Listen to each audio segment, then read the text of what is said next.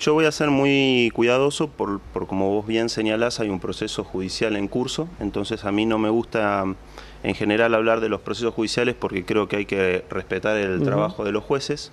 Ellos tienen que trabajar tranquilos no solo con la propuesta fáctica que el abogado le propone, sino también con el marco legal o las leyes que se aplican en este contexto, así que quizá mi análisis va a ser muy acotado y a lo que hay hoy en el expediente. Bien. Después, bueno, resultará de lo que el juez entienda, la resolución que finalmente tomará, y seguramente alguna de las partes no va a quedar satisfecha y recurrirá a una instancia superior.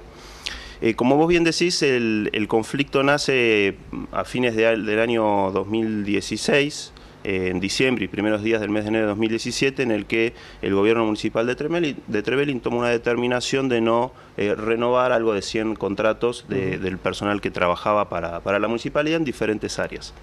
En aquella oportunidad intervino la CGT local y activamente estuvo Karina Hammond, que ella tomó conocimiento a través de sus compañeros de trabajo, que los auxiliares del jardín maternal municipal habían sido cesanteados, o sus contratos, en realidad lo más correcto es decir, sus contratos no habían sido renovados. Sí. Y entonces ella participó activamente en las jornadas de protesta y hacia los primeros días de enero tuvo una discusión con el intendente municipal, digamos, en defensa de sus compañeros de trabajo. Porque hay que aclarar aquí, en este caso, no estaba la situación laboral de Karina, digamos, en jaque con esa situación, sí la de sus compañeras de trabajo. Correcto, sí, es exacto, eso es así como lo decís. Bueno, el conflicto finalmente se soluciona por intervención del gobierno provincial y a los 2 meses, 2 o 3 meses, pues esto fue en marzo, el gobierno municipal dicta una resolución por la cual se desplaza a Karina de la dirección del jardín maternal. Acá es importante aclarar, no es que se la echa, porque ella pasaría a cumplir funciones en el jardín municipal, de nivel inicial donde estaba antes, pero sí se la desplaza del cargo de directora del jardín municipal.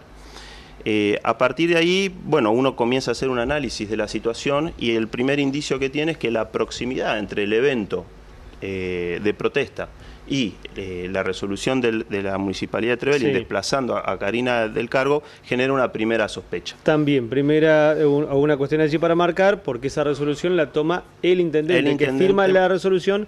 Cuando se habla de este desplazamiento del cargo de directora, la toma el intendente, no es que viene una autoridad de educación. El intendente municipal. Los problemas de discriminación, ya sea de discriminación por cuestiones laborales o cualquier otro tipo de discriminación, ya sea por situación de embarazo, sexo, religión o lo que fuere, son muy difíciles de acreditar porque obviamente la persona que discrimina no manifiesta, che, te despido porque te estoy discriminando, porque estás embarazada, porque sos de tal o cual religión o porque tenés tal o cual idea política, con lo cual la situación probatoria se vuelve compleja. Entonces la jurisprudencia ya tiene dicho que lo que debe hacer la persona que se siente en una situación de discriminación es llevar al proceso indicios suficientes, serios y concordantes de que la motivación del acto que se toma es en base a estas cuestiones discriminatorias. Bien, por eso entonces ustedes empiezan a relacionar los meses, el tiempo, digo, en el que se da el lapso en el que se da toda esta situación. Exactamente. La baja de los contratos, la protesta, Karina allí también con sus compañeras apoyándola y al poco tiempo esta determinación. Bien, y cuál es también una muestra a nuestro criterio, por supuesto, de que el acto del gobierno municipal estuvo motivado en una voluntad discriminatoria o de represalia por la protesta laboral.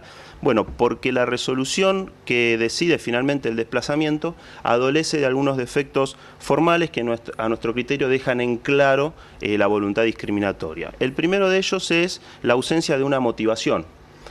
¿Qué significa esto? Bueno, el derecho administrativo establece que todos los actos administrativos deben tener una motivación suficiente, que traducido significa explicar por qué tomo esa resolución.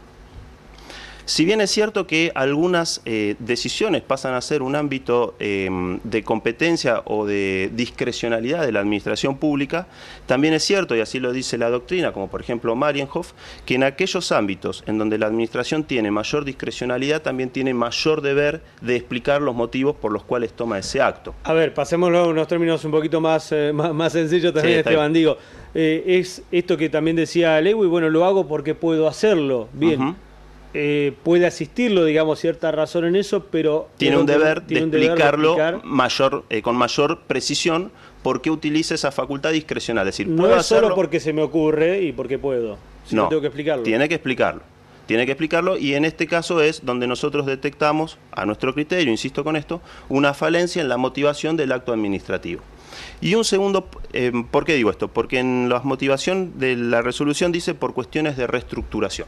Bueno, pero acá en declaraciones periodísticas que imagino, quizás, no sé si eso se aporta o no en una causa, nosotros hablando con el intendente de Trevelin, dijo, destacó a Karina, no había ninguna objeción en respecto a su desempeño, porque uno puede pensar esto, bueno, pero trabajaba mal, hacía mal las cosas, bueno, tiene algo para justificar. Pero acá dijo, no, es fantástica, es buenísima, pero como puedo hacerlo, lo hago. Bueno, eso a mi criterio le genera un mayor deber de explicar por qué lo hace. Te cierro esta idea. Sí. El gobierno municipal pone en la resolución de desplazamiento de Karina que eran por cuestiones de reestructuración. Sí. Cuando uno analiza cuál fue la medida que se tomó, en verdad no se reestructuró nada. Se hizo un cambio de nombres. Salió Karina y se puso otra persona a hacer el mismo trabajo, con lo cual parecería ser que en la práctica no existió una reestructuración del jardín municipal, sino simplemente un cambio de nombres, con lo que la motivación, a mi criterio, insisto con esto, resultaría en principio insuficiente. Y el otro punto débil que nosotros observamos en la resolución es que el gobierno municipal no tendría competencia para decir estas cuestiones. A ver. Después, claro, es tan así como lo hace el intendente y lo puede hacer y nadie no tiene que dar ni explicaciones ni al trabajador ni a nadie. No, claro, aparentemente no. Después de estudiar la normativa que rige en materia de educación, uno puede advertir que en realidad la gestión, administración de las instituciones educativas, y dice la ley, aún municipales, jardines de nivel inicial, aún municipales, está en responsabilidad de la provincia del Chubut, llevada a cabo a través del Ministerio de Educación. En ningún lado menciona en la normativa que refiere a educación pública, en ningún lado refiere que las intendencias o los municipios tienen la facultad de nombrar o quitar personal. Con lo cual, según el análisis que nosotros hemos hecho de la normativa vigente, sería el único órgano competente para desplazar a Karina del cargo sería el Ministerio de Educación y no la Intendencia a través de una resolución del intendente municipal. Con lo cual nosotros observamos que el decreto tiene dos falencias, por lo menos, formales, y que a su vez esas dos falencias dejan al desnudo que las verdaderas motivaciones era un acto de represalia por aquella participación activa en defensa de sus compañeros a principio de año. Desde ya, esto lo quiero decir, esta es nuestra postura. Por supuesto que la municipalidad contestó la demanda, dijo que esto no era así, insistió con que tenía facultades para hacer lo que había hecho. Bueno, estamos en una etapa de producción de pruebas y cuando esta etapa termine, le tocará al juez analizar las posturas de ambas partes y decidir lo que él considere, de acuerdo a su conciencia, lo más adecuado. Volviendo a esto a pedirte esta posibilidad de traducir todo esto en términos más sencillos, digamos, esto se ha judicializado, hoy está en manos de un juez resolver esta situación. ¿Cuál es la próxima etapa que sigue a esto? ¿Es esa resolución del juez? Sí, nos resta alguna audiencia, las audiencias testimoniales, algún oficio que falta contestar a algunos medios de comunicación y después ya pasaría directamente a la resolución judicial. ¿En el juzgado de quién está esto? Está en el juzgado civil, comercial y laboral de la ciudad de Esquel. De la ciudad de Esquel. Bien, ¿hay un juez que define esto, digo, en particular? Sí, el juzgado está a cargo del doctor Peral. Él es el titular del juzgado. Bien, ¿plazos para la definición de esto? Mira, las audiencias son en agosto, el 17 de agosto son las audiencias testimoniales, así que calculo que a lo sumo en septiembre ya tendríamos que tener alguna definición, por lo menos en primera instancia. Y Esteban, si se define a favor de la postura que tienen ustedes, ¿qué va a ocurrir inmediatamente después? ¿Karina vuelve a retomar su trabajo en ese lugar?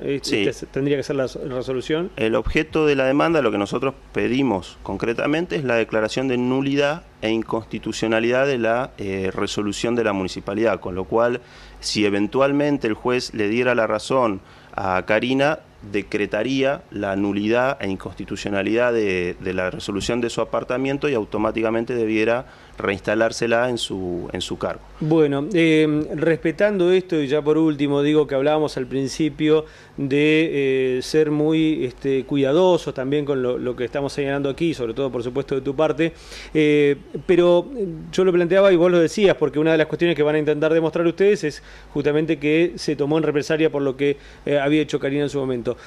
Imagino que, ustedes lo analizan también esto en su conjunto, digo, es una represalia individual, pero que puede marcar un precedente realmente negativo para cualquier trabajador que pueda querer llevar adelante una protesta, o ponerse al frente o acompañar a un trabajador en una protesta. Digo, darle la posibilidad al Ejecutivo de que tome determinaciones sin explicarlas prácticamente.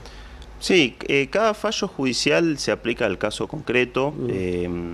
A veces uno repite bueno, pues está tal precedente. Bueno, en realidad hay que ver si ese nuevo caso tiene unas circunstancias parecidas como para que se pueda tomar como precedente. Yo lo que te puedo decir como abogado laboralista es animar a los trabajadores a que se animen a reclamar, porque bueno, el miedo nunca ha llevado a ningún lado.